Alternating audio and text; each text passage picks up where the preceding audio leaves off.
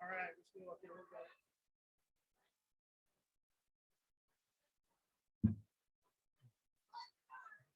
We're going to go ahead and get started here in a second. We're going to go ahead and get started here. I really want to do a hearty welcome. I want to welcome everyone back to Iowa City Noon Rotary. It has really been a long time coming, and this is really a new journey for us. This is our first hybrid meeting. So every Thursday at noon, yeah, big round of applause for first in-person meeting. So when we say hybrid meeting, we will be meeting here in person every Thursday at the Highlander. And we're also going to have the Zoom component as part of Rotary. And I want to welcome our attendees on Zoom today. We have 19 people joining us on Zoom. And this is such a wonderful turnout. I was 23 people, Devin says now, so we're growing there. I was thinking we'd maybe get 50 to 60, and we've blown beyond that, so that's great. Looking back at our previous meetings, the last time we were in person was March of 2020, 15 and a half months ago. So it's great to see all your smiley faces again. And as you remember, we like to start our Rotary meetings with the Pledge of Allegiance. And then after that, we're going to sing America the Beautiful. So I'd ask if everyone is able to please stand and join me in the Pledge of Allegiance. I pledge allegiance to the flag of the United States of America and to the republic for which it stands, one nation, under God, indivisible, with liberty and justice for all. Now, if you could remain standing, we're going to sing the first verse of America the Beautiful, and I'd like to introduce Aaron. Oh, beautiful for spacious skies, for amber waves of grain, for purple mountain majesty, above the fruited plain. America, America, God shed his grace on thee, and crown thy good with brotherhood from sea to shining sea. You may be seated. I also want to thank our pianist, Jim Connor. Jim, thanks for blessing us with your piano skills. Now we're going to go to introductions, and if I could call on Sean McIntyre to introduce our visiting Rotarians and our guests today.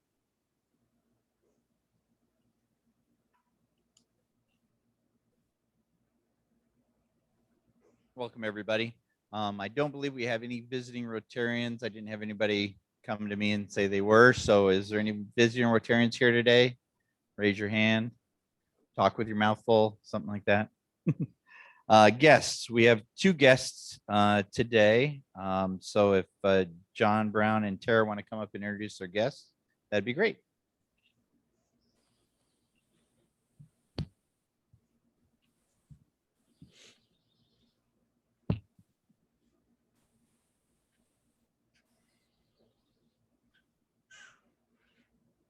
Hello, welcome.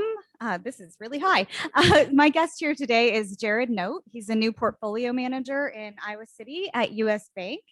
And he moved here from New York City last summer. So he's trying to get more involved in the community, and what better way than to come to a Rotary meeting. So please give Jared a welcome.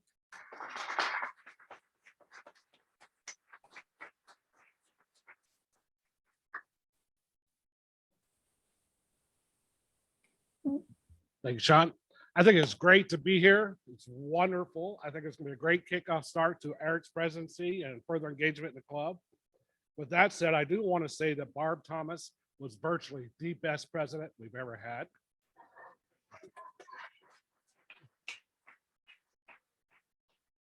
For those who don't know me, I'm John Brown. I'm the club spammer. You get at least 1 or 2 emails from me a week. My guest, I'd like to introduce Alfonso Cundati. He is from Europe. He is an entrepreneur and business advisor and consultant.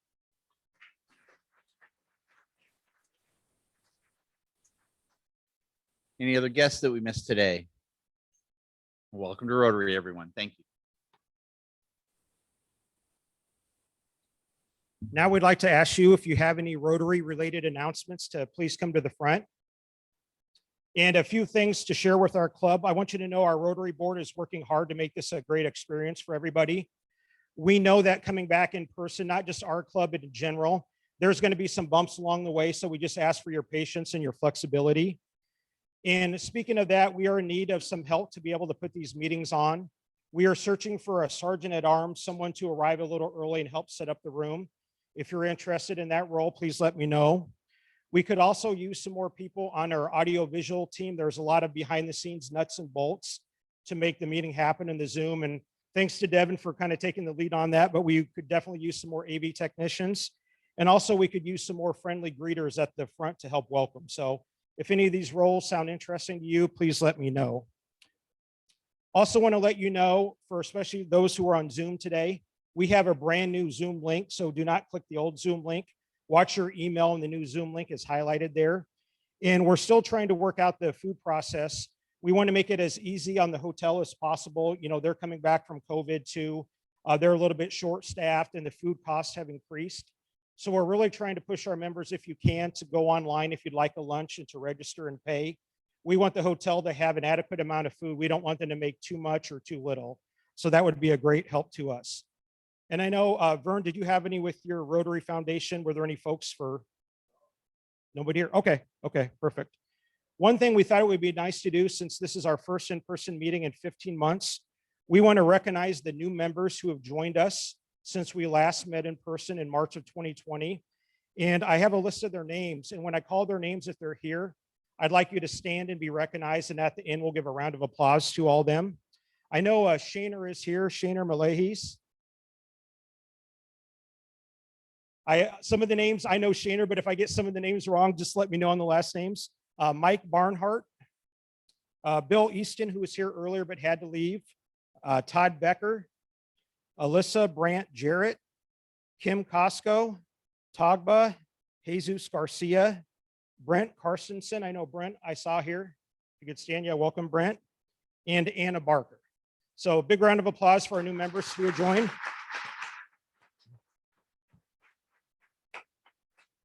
And speaking of new members, it's exciting. Our first meeting back in person, we are going to induct a new Rotarian today. So I would like to invite Matt Degner and Susan Brennan, his sponsor, to come forward. And Susan, if you could just give us a quick introduction of Matt. Yeah, I would be happy to. I always like an opportunity to talk about Matt. Yes, yeah. Yeah, I know. So Matt has been with the Iowa City School District. Make it higher. Okay, gotcha. He's been with the Iowa City School District since 2013. He came to town. He served over at Southeast Junior High as principal for a couple of years and then moved over to the Educational Service Center right up the street here on North Dodge. And he's held a couple different positions there, director of secondary schools. He was assistant superintendent. It still says on the website, I'd like to point out, interim superintendent, but he is now actually the superintendent and was named superintendent during this impossibly challenging academic year in our schools and just has done an amazing job. He has served in a couple of school districts in Iowa before coming to our community, Williamsburg and Bettendorf, and he has 3 children with his wife, Kate. One, I think this is probably still accurate, at Lemmy, one at Southeast Junior High, and a rising sophomore at City High. So excited to introduce Matt to our Rotary Club.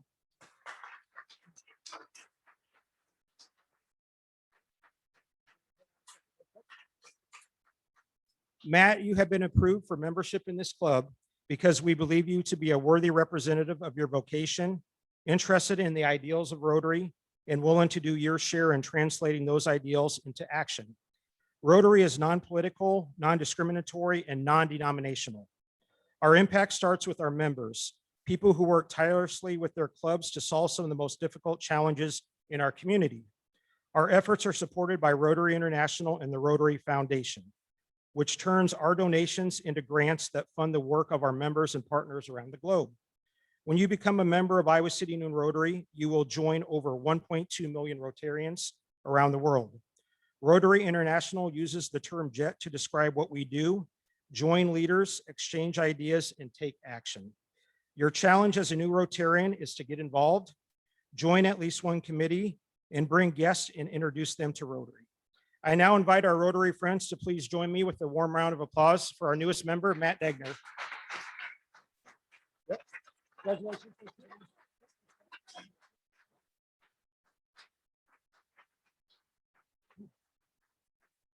I also want to thank Susan Brennan for bringing Matt to our club. One of our goals this year is to increase membership. So thank you for bringing us a new member. And I challenge everyone else, if you have friends or coworkers that you think would be good Rotarians, please invite them to join us at a meeting. So now we're on to one of my favorite parts of the meeting, our Rotary moment of gratitude and positivity. And this week we've invited Bob Downer to share his thoughts. So if Bob could come forward.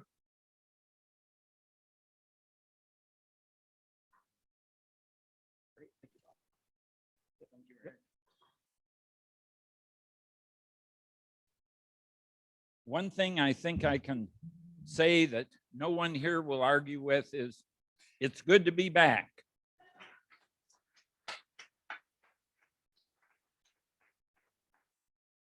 It's great to have the opportunity to see so many old and new friends after the hiatus that we've had in our Rotary meetings.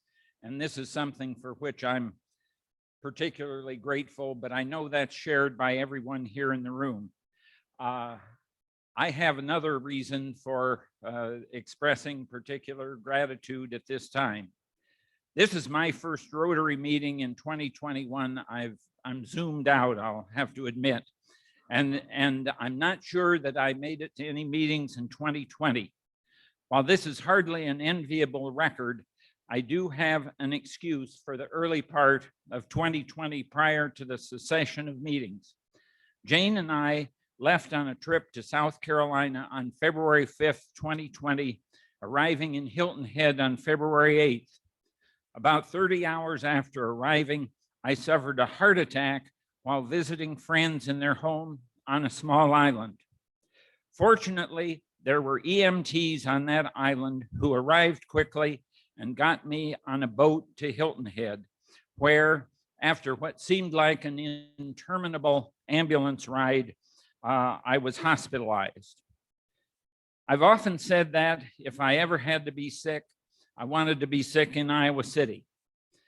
This was the only really serious illness that I had ever had in my life, and I was in a small hospital with medical personnel with whom I had no familiarity. However, that lack of familiarity didn't mean that they were not highly skilled and competent professionals. I received the very best of care by their cardiac team headed by Dr. Mark Lawton, and the nursing staff could not have been better.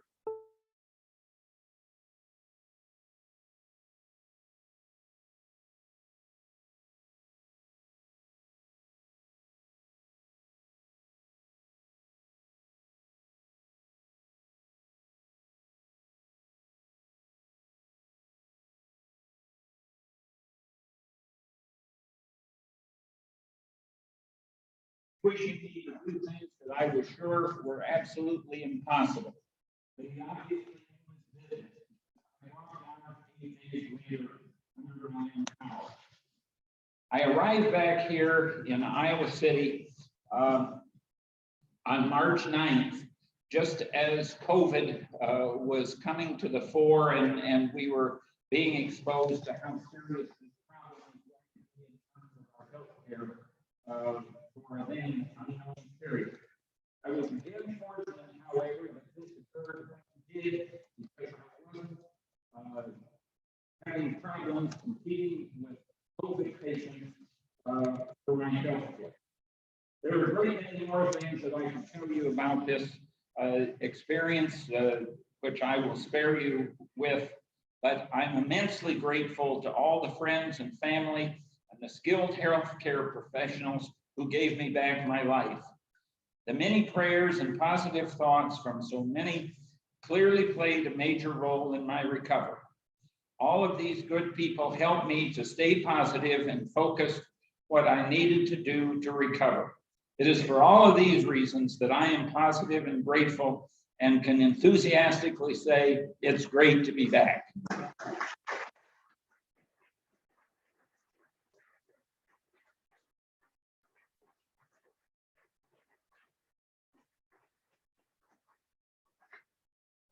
Bob, thanks so much for sharing your inspiring words with us. Great to hear that you recovered from your heart attack, and great to see you today. So now we're on to the program portion of our meeting, and I'd like to introduce Devin to introduce our program speakers today. Devin.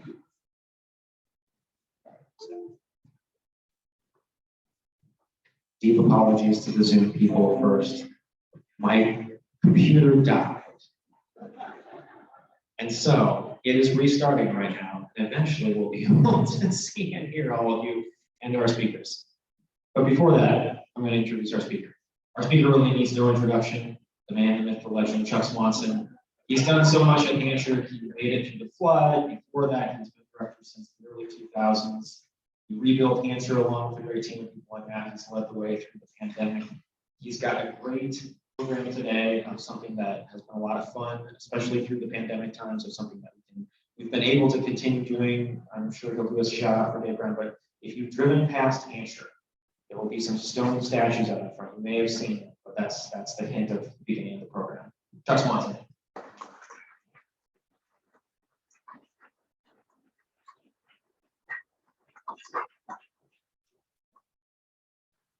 Thank you, Devin. I want to echo Bob's comments. It's so good to be back. It really does feel great. So,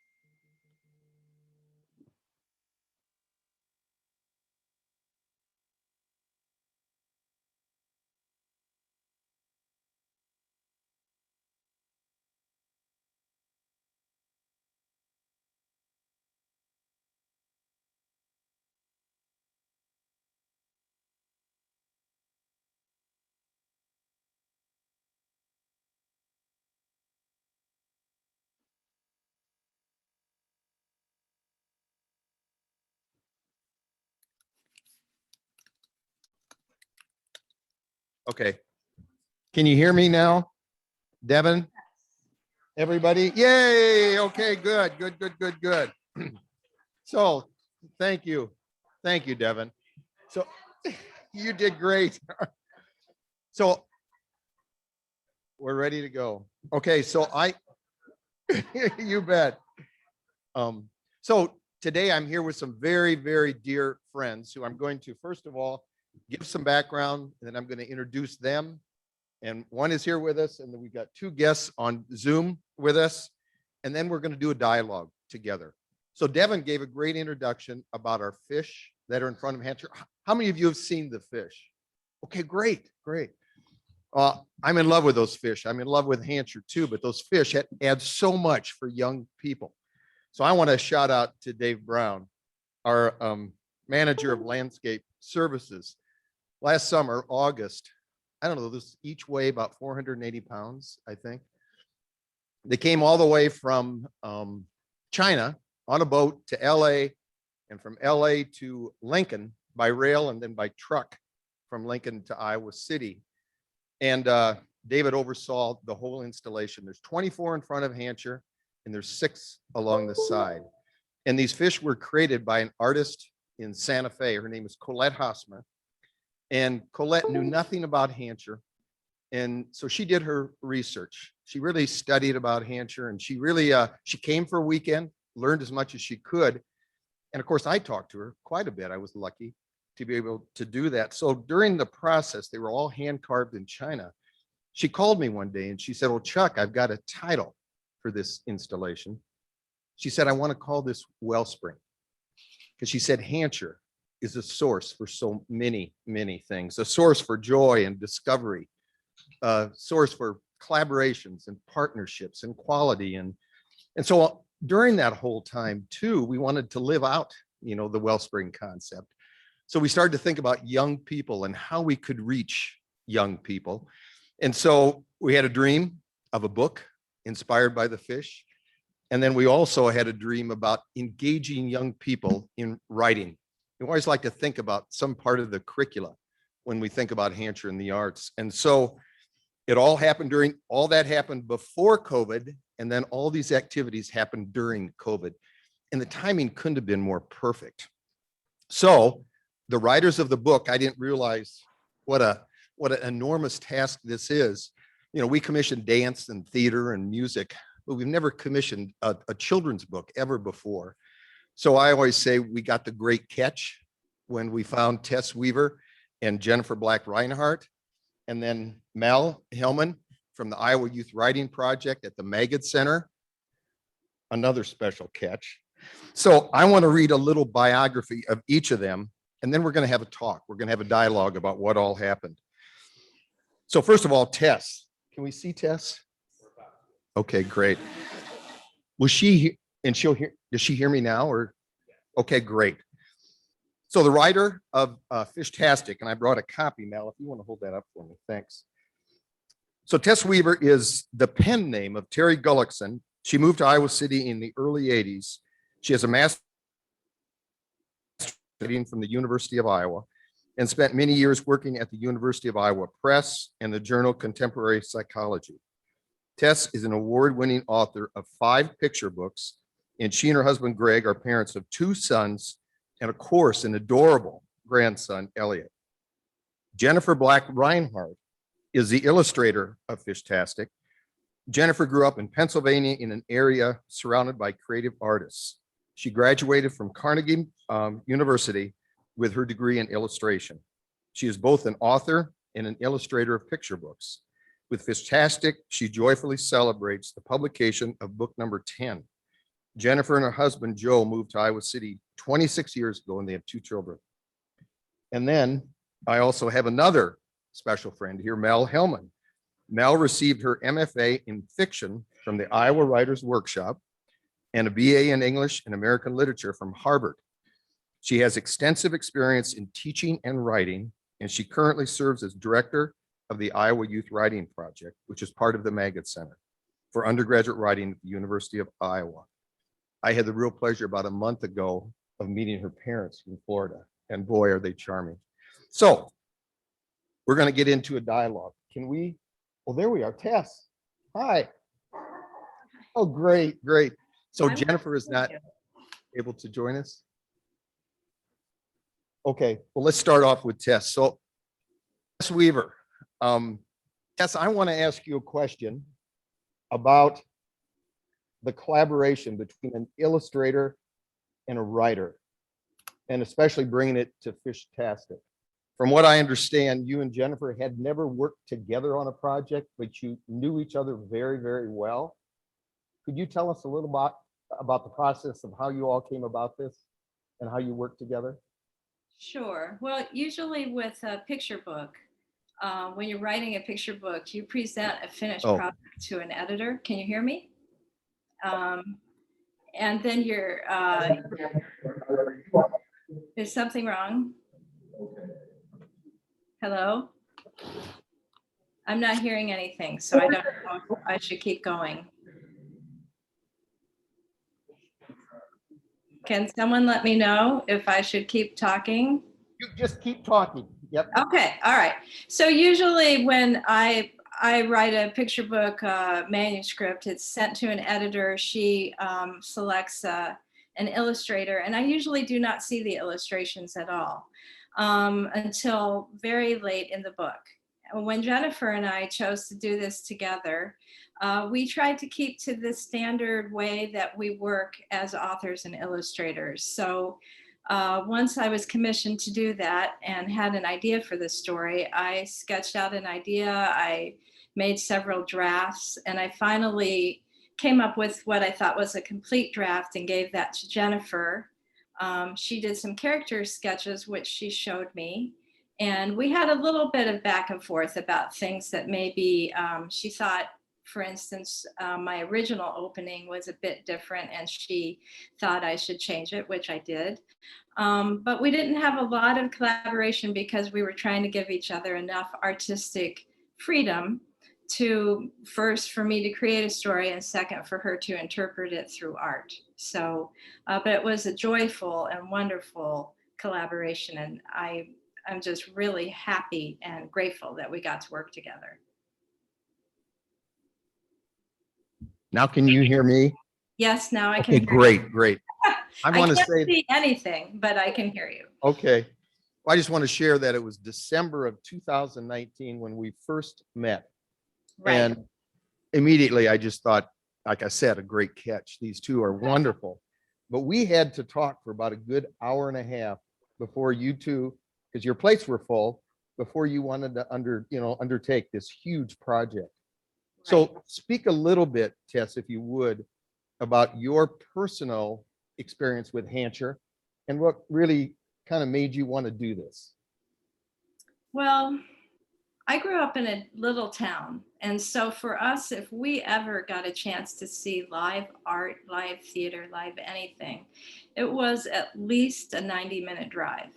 And living in Iowa City and having the chance to basically be 10 minutes away from Broadway or dance or jazz or, symphony has just been such a pleasure. And so I have a great affection for Hancher. And you're right. When you first presented that idea, I was very unsure. I mean, I had to come up with something out of thin air and I wasn't sure I could do it, but I love Hancher and I was very honored to be asked. And I just wanted to create something, especially once the pandemic hit, something that was uplifting and had an element of friendship and kindness to it. So I just felt honored and I just wanted to come through for you. I love your author's note and I love the magic and friendship, because that goes back to the Wellspring concept too. It's just brings people together in such a beautiful way. So the little readers and the parents, the grandparents, and I always say this is a perfect picture table book. It doesn't even have to be for young people.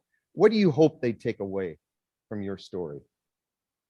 Well, personally, I've always been really surprised when I am doing something for someone else and I get some kind of unexpected benefit. It's happened before. I'm researching or I'm finding a connection for someone and doing something for that person.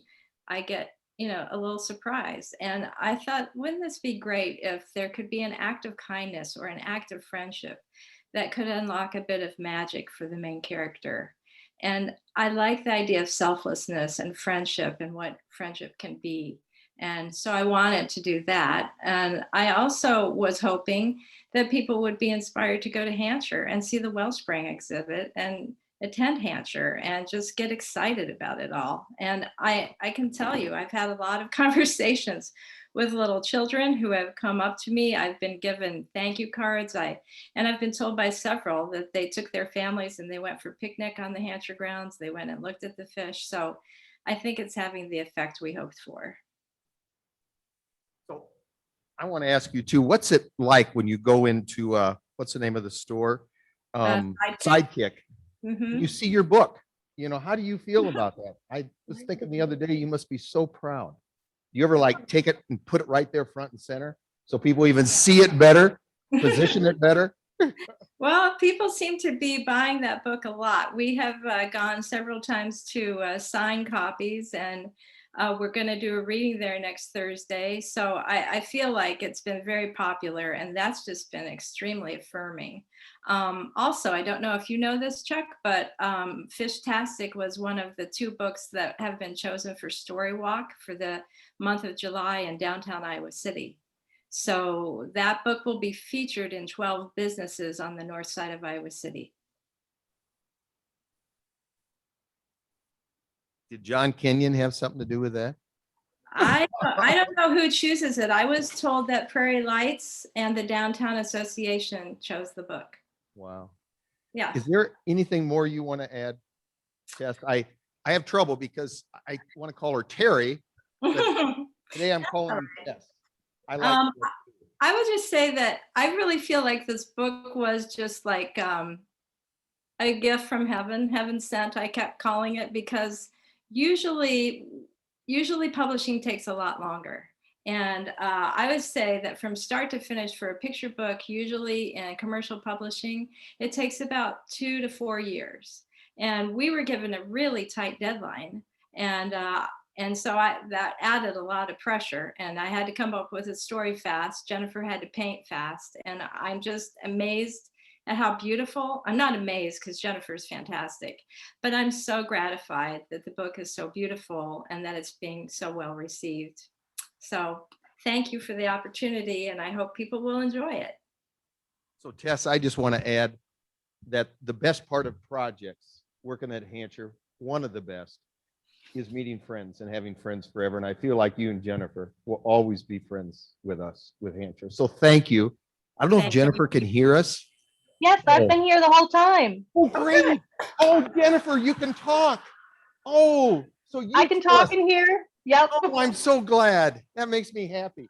So you tell us, Jennifer, your side of the story. Tell us what the book means to you. Well, like Terri said, it was such a great opportunity to do something together, first of all, but something that expressed and promoted arts and creativity in our community. I certainly love that, love Hancher. And just to be able to take on a project at such a dark time for all of us was a true gift. And just Chuck, that you let the 2 of us work together, create a vision that we saw for this book. And, from Terri's incredible, whimsical story to me getting to create these characters that I love so much. So I just feel like it was a wonderful, once in a lifetime gift and opportunity. I have to tell you, Jennifer, that my favorite, well, I love all the illustrations, but some of my favorite, of course, are the pictures of Hancher, and especially those fish from underwater looking at seeing Hancher. And then that other picture of Hancher, you've got all the fish that David installed right there, So you really, And that little pincushion hat, just so many great things about it. We brought a book the other day to somebody who doesn't have kids. She's never had children, and she looked at that book and just started crying. She said this book is, and she hadn't even read it yet, Tess. So it meant so much to her, just the pictures, you know. So really, I can't thank the two of you enough. And I told you we were going to have fun, didn't I? Yeah. So we were on Iowa Public Radio, and you're doing book writings, and you've been interviewed by the papers, and but most of all, you made a book that's timeless, that will live on in that Hancher showcase. So thank you very, very much. Thank you. So good.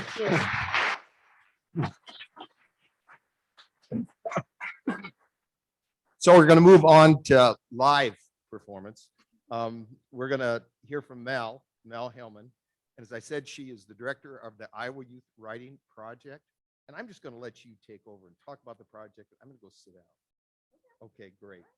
Thank you, Mel.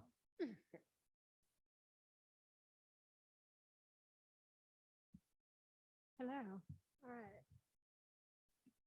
I am small.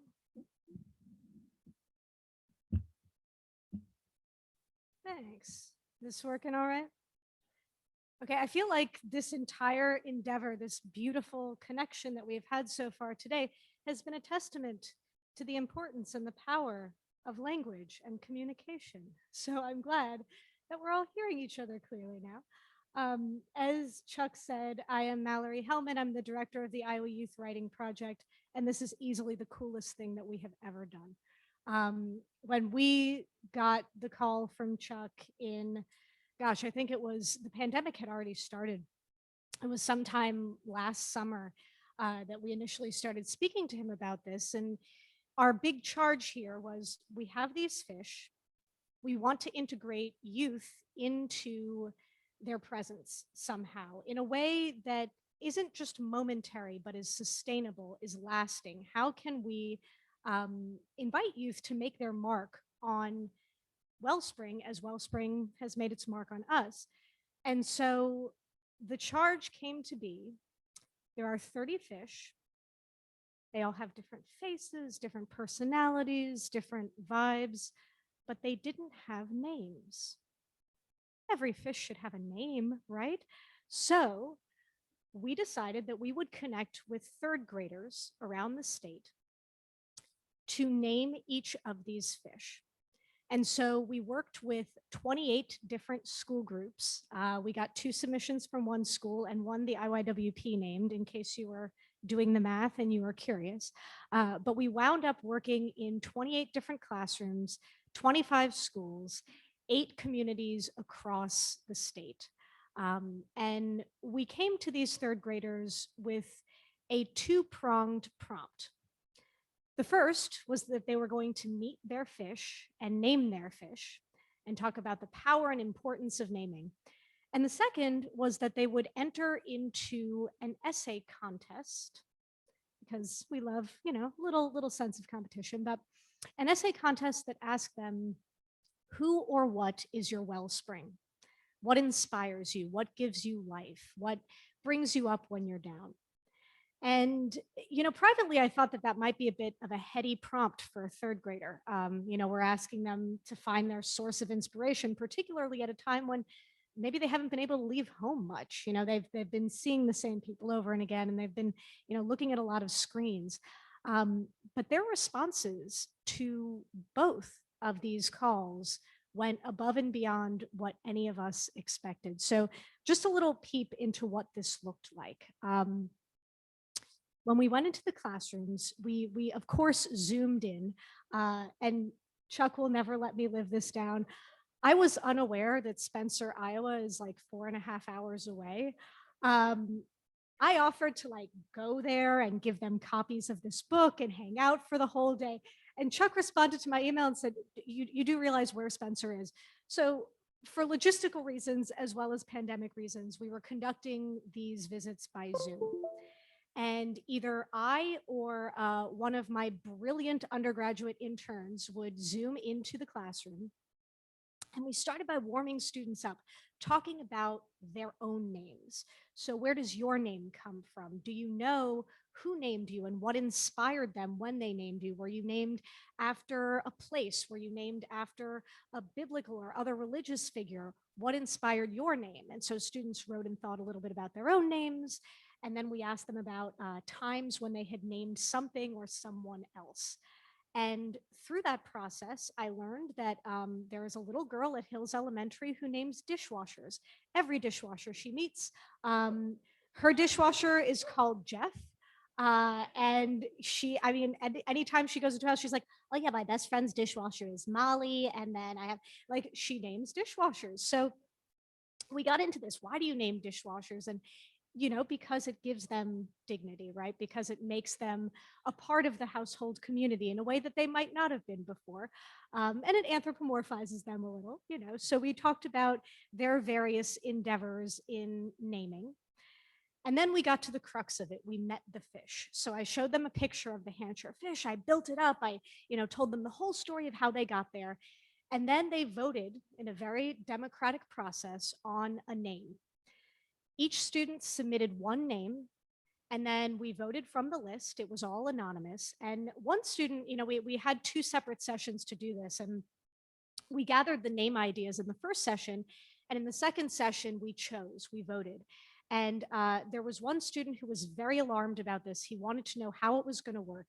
And he did his little Zoom hand raise. And, you know, I called on him and he said, so we are all going to vote for our own, right? I mean, like, how is this actually going to happen?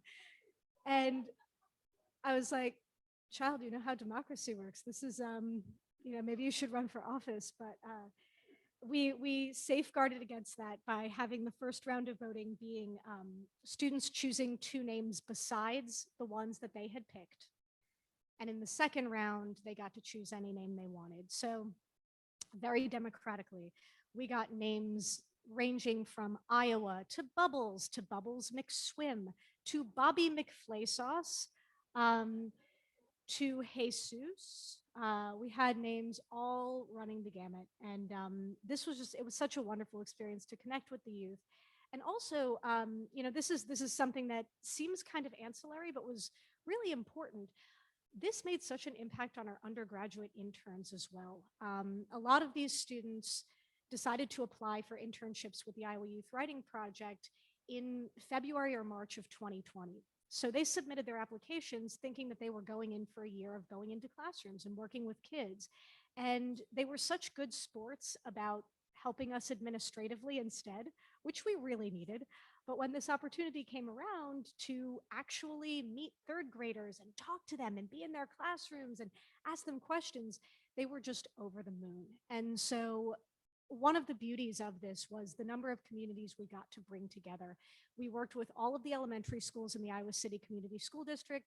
We were in Spencer, Macokota, Algona, and Muscatine as well. And, you know, just getting ourselves, our interns out there, getting those students interacting and engaging with us and with Hancher and with the fish, it was a dream come true. It definitely turned what could have been a very sad year for the Iowa Youth Writing Project into a beautiful one. I do have an artifact to show you guys. So we at the IYWP love to publish our students' work. It's a tenet of our mission to keep students as part of that literary conversation that's happening here in Iowa City and that's so prominent, and one of the things that makes us wonderful. So we published in participation with the Center for the Book. We worked with a wonderful designer there. This is an anthology of all of the fish names and the origin stories. So students collaboratively wrote origin stories for why the fish were called what they were called. They wrote about their crazy adventures, a lot of which involved sharks. And this also has the winners of our Wellspring essay contest. So the things that inspired students, and it's beautifully designed. So I wanted to show you all that as well. That's about, yeah, it's my take on the project.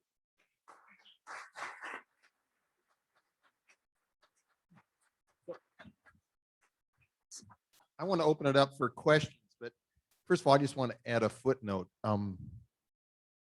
that this is what Hancher is all about. I love all the connections, collaboration, you know, University of Iowa Press. I don't think we mentioned them.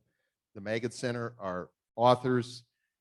We've connected, of course, with all those third graders. And I think about that too, in terms of recruitment for the university. I think about, I love now some of those kids who are local, they're going to be coming to Hancher.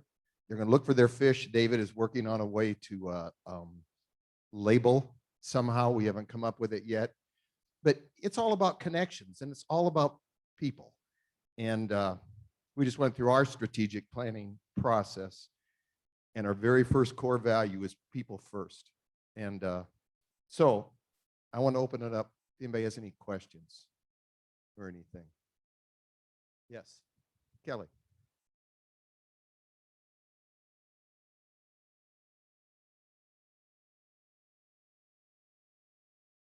That's an excellent question. So we have some extra copies that are eventually going to swim their way over to Hancher, I believe. But you mentioned something online. We could scan this. That could be brilliant. We've thought about ways to get it to, our first priority obviously was getting it to participating students. And that's something that we're accomplishing slowly this summer. But it would be wonderful to show that to the public because the essays are amazing. And the stories are hilarious. Yes. Yes.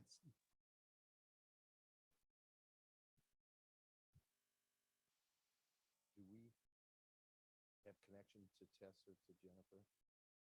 Okay. The time at Sidekick for the book reading? I think they were both on. Oh, Tess, can you answer that? 10 a.m. on Thursday, July 8th. Perfect timing. Yes.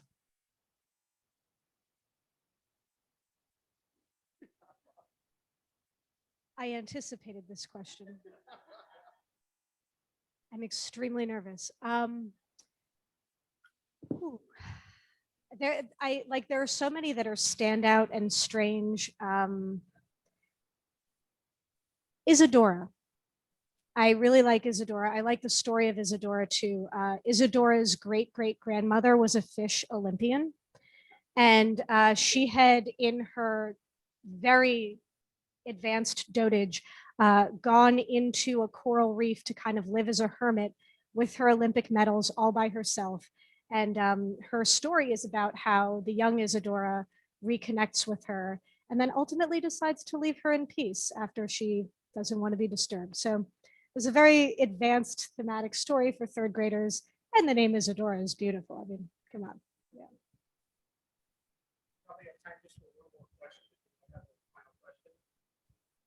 Yes, Steve. Yes, I was just going to do that. Thank you, Steve. That's perfect.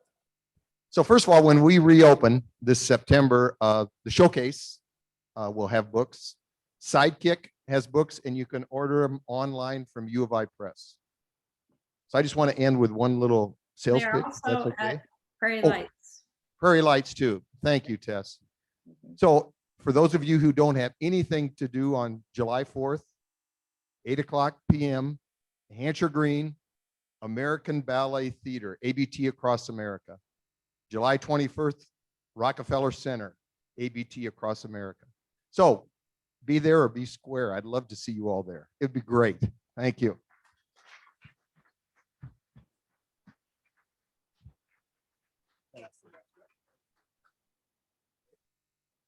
Well, I want to thank our speakers so much, especially Chuck and Mel for being here in person and our two friends online as well. I think all of us would really agree that Hancher is such a great jewel, not just for our community, but for the state and beyond. And Hancher really has such a great collaborative spirit as we saw today. So thank you again. And in honor of our speakers today, we will make a donation to the Rotary International Polio Plus program. And that donation is matched 2-to-1 by the Bill and Melinda Gates Foundation. So that'll provide 70 polio vaccinations around the world. So thank you. A few final reminders. Matt, welcome as a new member. We're excited to get to know you better. And right before we close, we're going to ask Matt and our other new members we recognized if they could just go to the door so we can greet you on our way out and say a quick hello. A reminder, we really need a sergeant at arms, and We need more members of the audiovisual team. This job in reality takes at least 2 people, and thanks to Devin for juggling it today, but we really need 2 people a week to adequately run it. And we need some more greeters out front. Our program next week is Dr. Ernie Found. It should be an interesting program. He's presenting on historic Route 66 in a checker. And next week, I felt so terrible. Our immediate past president, Barb Thomas, never got to have even one in-person meeting. So I'm actually going to be down in Branson, Missouri next Thursday. So I will be one of the folks joining on Zoom, but Barb Thomas will be in here in person and get to run her first in-person meeting next week. And it looks like, Sean, you had a quick announcement. There's a couple members that our contact information is lost or bad or old or whatever. So after this meeting, if anybody knows a way to contact either Jerry Hilgenberg or James Kennedy, it would be important that you step up to me so we can reach out to them. So thank you. Well, thanks again for everyone for coming today. It was great to see your smiley faces. We end our Rotary meeting with the 4-way test. And if you could please stand and join me in Rotary's 4-way test. First, is it the truth? Fair to all concerned? Will it build goodwill and better friendships? Will be beneficial to all concerned? We are adjourned. Thank you.